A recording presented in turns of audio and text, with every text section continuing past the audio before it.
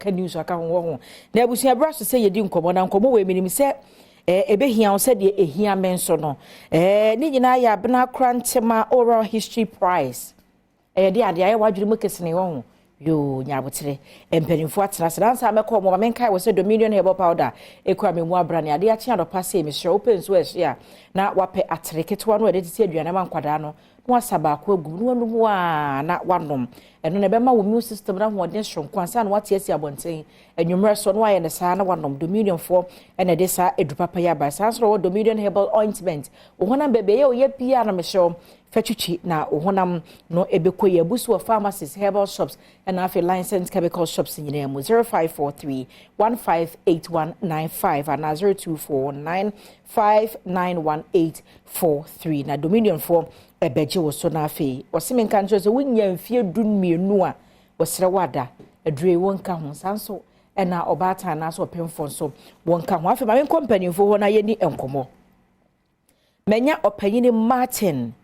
egle ogbe ono wo fi writers projects Ghana hasi wono neja director na so ono na wo chechere ekwan na afi Minuaba Roda Asarin so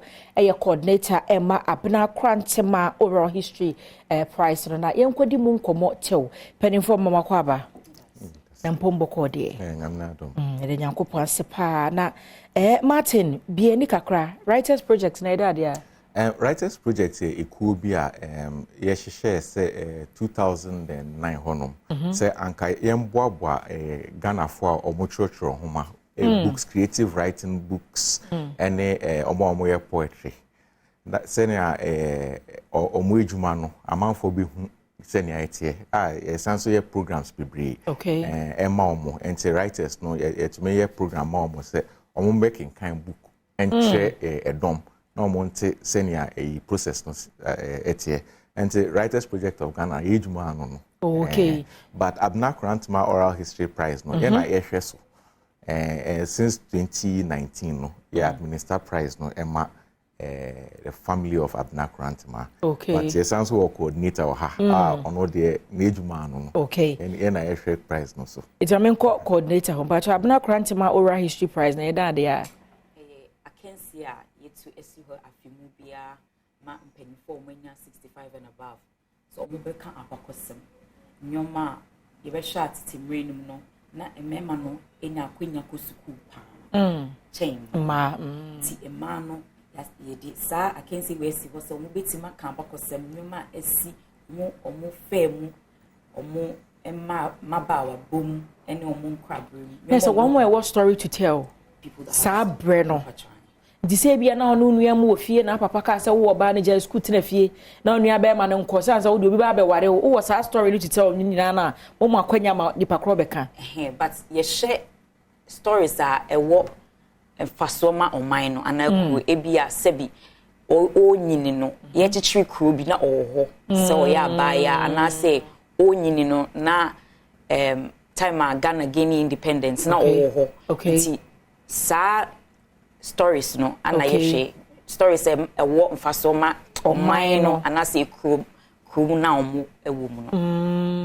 na se ne ya ku kura yiri ti wa ma hodo so yi obi atama ku si wo man no wo ho no no mutimi kọ na se onipa na ka story na kire mo wow enti yenhwe omo ka wie sa kansie no eba ne se omo ka wie no ano na se no mu ana de obedi nkan nya akyede no enti obi a wonana ana wo mame ewo wanyine o 65 ni ekọ animu no owo sa stories no wo be record no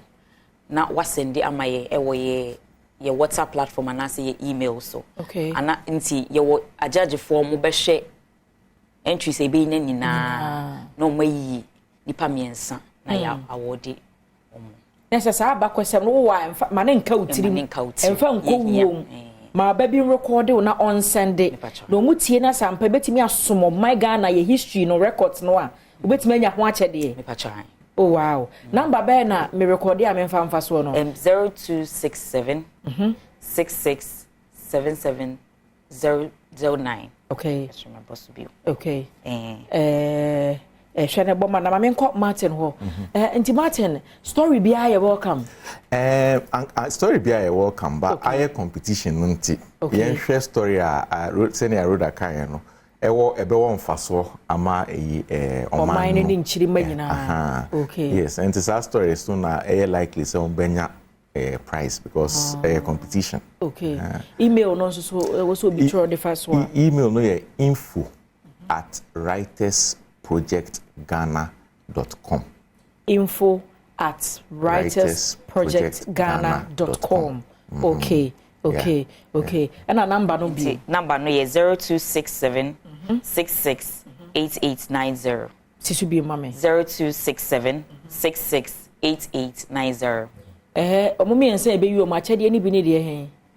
and I know the secret any secret cash prizes cash prizes award no ye be ma award no Pija a literary festival in Accra and e be ceremony October 15th cash prizes na edi kan no ye share say na 2500 cedis but senior no me say amanfo energy ho enti prize no oh wow na say about a month and a week and I be close nomination no anka first anka close no 8 September but per se ma enoko ichire kakra 19th September okay na say mo na close no chana mo de be 11 days account yes okay do free say break up 19th no so be file content okay ebusiafo yenkwa final words na de be show manfo nkra mo mahunu se ho akohia se omode omo nsemba ehu hia because ye wo yen maame mo omo wo hono ma omo stories be bree omo bit ma ka try but because e be wan ko school untimi ntro untimi kinkan nti no ewo ni team ewo mfasode ma yen echiri ma no se e be hu sa ania ma no okay Martin the American say my enjoy ye mame for say omo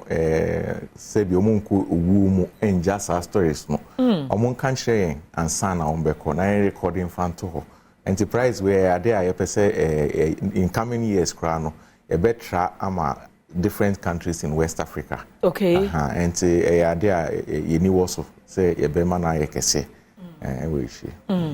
Ebusiano no na sempenifo amene wo mo atwetwe nkomo Martin Ekpele wokwe odono wo free writers project of Ghana eno na afi Roda Asarens coordinator ma Abena Korantemaa oral history prize ene yedi mu nkomo wo abakosem bi ye fa Ghana ho BBC ya asem kese bi wani natwia mesra mfa nkowum numbers no wo de atodwa ti wo mo record voice no na de asende na o matena so na o masone so na chese miensa obeye film achede chenchirenche na wode amantu so wutie na ba o maame anu wo fie kakra bi wo se hwe na Rollins pension we si no ho so wo abakosam ka manemfa emra na munya so na munya sa achede ayeka ho asemi na meko sansa asemi de Canberra so na meko no happy birthday nkoma Dickness Gloria Entwiwa Esiama Church of Pentecost yenya so Central Kumasi we free wukunu Elder Samuel Esiama ehonomo na fe happy birthday so nkoma Frank na naba mo enjoyment president Nyankopon nye okasi osmo na diaba na welcome pedu wase wo man the spiritual father a happy birthday Kofi Buame na ye nyina ye reso no happy birthday Prophet Victor Kusi Boateng happy birthday to you Nyankopon shira na domo a wode ama wo na de so mo man no fa so ni ye pa wa fa nyamedwumanti wa fa adwuma pa then so me ameba Ivan sahene osei afenche ba o ye sahene awoda pa nkoma wate abusua wo hia me a e afre me anoche wa ba ajwa sewa asem ye dika eto so wi na se ye be forum people's forum to so ane hwebedwam emwache